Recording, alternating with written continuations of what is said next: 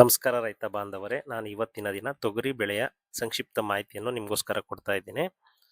ಈ ತೊಗರಿ ಬೆಳೆ ಕರ್ನಾಟಕದ ಅತ್ಯಂತ ಪ್ರಮುಖ ದ್ವಿದಳ ಧಾನ್ಯದ ಬೆಳೆಯಾಗಿದೆ. ಇದನ್ನು ಪ್ರಧಾನವಾಗಿ ಒಣ ಬೇಸಾಯದ ಪ್ರದೇಶಗಳಲ್ಲಿ ಬೆಳೆಯಲಾಗ್ತದೆ. ಈ ತೊಗರಿ ಬೆಳೆಯ ಮಣ್ಣು ಮತ್ತು ಹವಾಮಾನ ಯಾವ ರೀತಿ ಇರಬೇಕು ಅಂದ್ರೆ, ಮಣ್ಣು ನೀರು ಬಸಿದು ಹೋಗುವಂತಹ ಕಪ್ಪು ಮಣ್ಣು ಅಥವಾ ಕೆಂಪು ಮಣ್ಣು ಅತ್ಯಂತ ಸೂಕ್ತ. ಸವಳು ಅಥವಾ ಚೌಗು ಪ್ರದೇಶದಲ್ಲಿ ಬೆಳೆ ಚೆನ್ನಾಗಿ ಬರುವುದಿಲ್ಲ. ಇದಕ್ಕೆ ಯಾವ ರೀತಿ ಹವಾಮಾನ ಇರಬೇಕು ಅಂದ್ರೆ, ಇದು ಉಷ್ಣ ವಲಯದ ಬೆಳೆಯಾಗಿದ್ದು ಬೆಳೆಯಲು 25 ಡಿಗ್ರಿ ಸೆಲ್ಸಿಯಸ್ನಿಂದ 35 ಡಿಗ್ರಿ ಸೆಲ್ಸಿಯಸ್ ಉಷ್ಣಾಂಶ ಉತ್ತಮ. ಮಳೆಯಾಶ್ರಿತ ಮತ್ತು ನೀರಾವರಿ ಎರಡೂ ಪದ್ಧತಿಯಲ್ಲಿ ಬೆಳೆಯಬಹುದು. ಈ ತೊಗರಿ ಬೆಳೆಯ ಪ್ರಮುಖ ತಳಿಗಳು TS3R.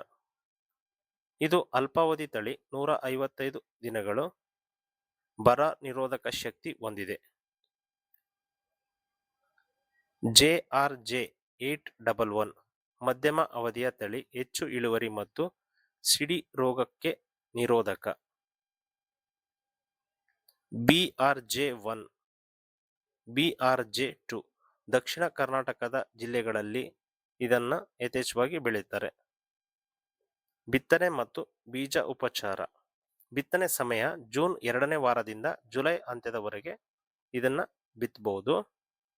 ಬೀಜೋಪಚಾರ: ಬಿತ್ತುವ ಮೊದಲು 1 kg ಬೀಜಕ್ಕೆ 2 ಗ್ರಾಂ ಕಾರ್ಬನ್ ಡೈಜಿಮ್ ಅಥವಾ 4 ಗ್ರಾಂ ಟ್ರೈಕೋಡರ್ಮ ಪುಡಿ ಬೆರೆಸಿ ಉಪಚರಿಸಿ. ನಂತರ ರೈಜೋಬಿಯಂ ಮತ್ತು PSB ಜೈವಿಕ ಗೊಬ್ಬರಗಳನ್ನು ಹಚ್ಚಿ ನೆರಳಿನಲ್ಲಿ ಒಣಗಿಸಿ ಬಿತ್ತನೆ ಮಾಡುವುದರಿಂದ ಚೆನ್ನಾಗಿ ಬೆಳೀತದೆ. ಈ ಬೆಳೆಯ ಅಂತರ ಸಾಲಿನಿಂದ ಸಾಲಿಗೆ 90 ಸೆಂಟಿಮೀಟರ್ ಮತ್ತು ಗಿಡದಿಂದ ಗಿಡಕ್ಕೆ 30 ಸೆಂಟಿಮೀಟರ್ ಅಂತರ ಕಾಪಾಡಿಕೊಂಡ್ರೆ ಉತ್ತಮವಾಗಿ ಇಳುವರಿ ನೋಡಬಹುದು. ಇದರ ಗೊಬ್ಬರದ ನಿರ್ವಹಣೆ: ಕೊಟ್ಟಿಗೆ ಗೊಬ್ಬರ ಎಕರೆಗೆ 2 ರಿಂದ 3 ಟನ್. ಈ ರಸಗೊಬ್ಬರ ಎಕರೆಗೆ 10 kg ಸಾರಜನಕ, 20 kg ರಂಜಕ ಮತ್ತು 10 kg ಗಂಧಕ ನೀಡುವುದು ಅಗತ್ಯವಾಗಿರುತ್ತದೆ. ಈ ತೊಗರಿಯನ್ನು ಅಡಿಕೆ ಸಾಲಿನಲ್ಲಿ ಸಹ ಬೆಳೆಯಬಹುದು, ಅಂದರೆ 2 ಅಡಿಕೆ ಸಾಲಿನ ನಡುವಿನ ಅಂತರದಲ್ಲಿ ಸಹ ಬೆಳೆಯಬಹುದು. ಸಾಮಾನ್ಯವಾಗಿ ಅಡಿಕೆ ಸಾಲಿನ ಅಂತರ 8 ಅಡಿ ಇರ್ತದೆ. ಅದರ ನಡುವಿನ ಅಂತರ ಅಂದ್ರೆ 4 ಅಡಿಗೆ ಈ ತೊಗರಿ ಬೆಳೆಯಬಹುದು. ಈ ತೊಗರಿ ಬೆಳೆಯ ಇಳುವರಿ: ಈ ತೊಗರಿ ಬೆಳೆಯನ್ನು ಉತ್ತಮ ನಿರ್ವಹಣೆ ಮತ್ತು ಹವಾಗುಣವಿದ್ದರೆ ಎಕರೆಗೆ ಸರಾಸರಿ 6 ರಿಂದ 10 ಕ್ವಿಂಟಲ್ ಇಳುವರಿ ಪಡೆಯಬಹುದು.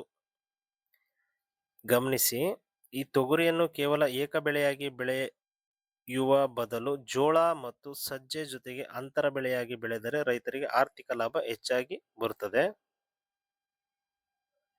Thank you.